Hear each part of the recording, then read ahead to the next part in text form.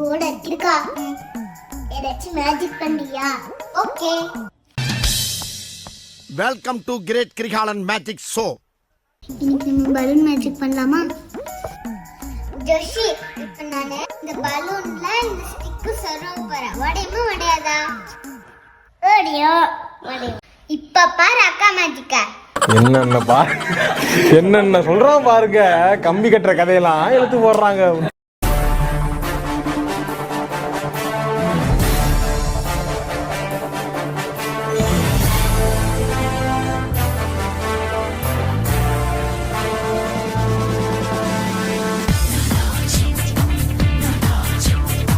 என்னங்க எனக்கு ஒண்ணுமே புரியல. அதுதானப்பா எனக்கும் புரியல.